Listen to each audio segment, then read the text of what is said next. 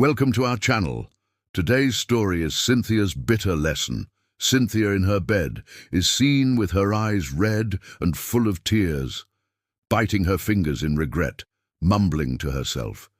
She lets out a sigh.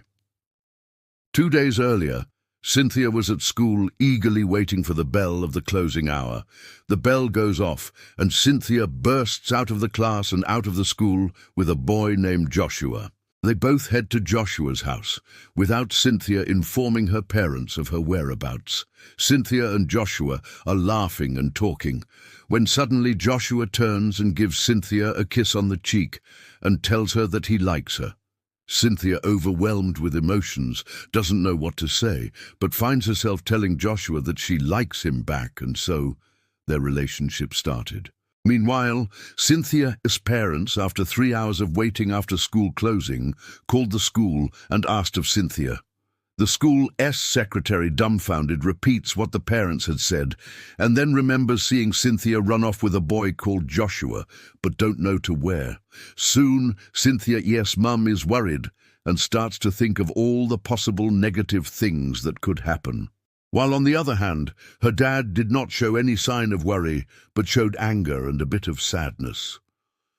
As Cynthia came home, she had 2 different feelings: happiness about her relationship with Joshua and fear on what her parents would do to her. As soon as she stepped into the house, before anything could happen, she was shouted at, while her dad went the extent of flogging her mercilessly. The next day, she went to Joshua's house without informing her parents again. When she got to Joshua's house, with Joshua acting all nice to her, offered her water and gave her water that he had already drugged. She drank it and soon went into a deep sleep. Joshua, seeing her in that state, took advantage of her and raped her, then dumped her out of the house. Soon Cynthia opens her eyes, but is not able to stand due to what Joshua had done to her. At home, Cynthia'S parents are very worried, and seeing that she was not coming home soon, they constructed a little search party to look for Cynthia. 2 hours passed and Cynthia was not found, and her mum, already on her knees, bursts into tears and is about to give up when news comes in that Cynthia had been found, but in a very bad state.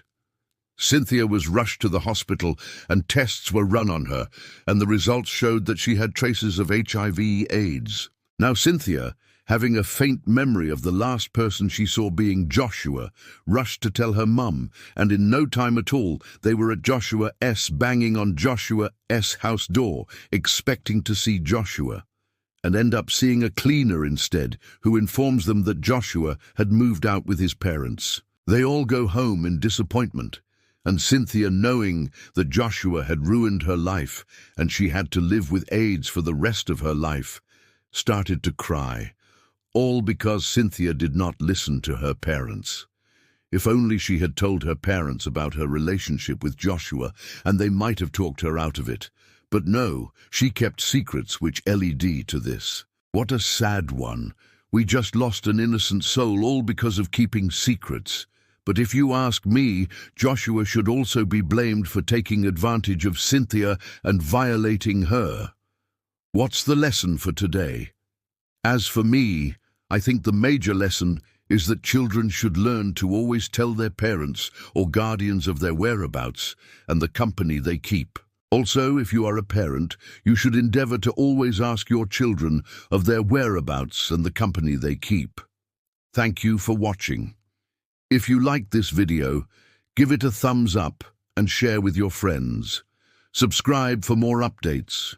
You can also check out more videos here.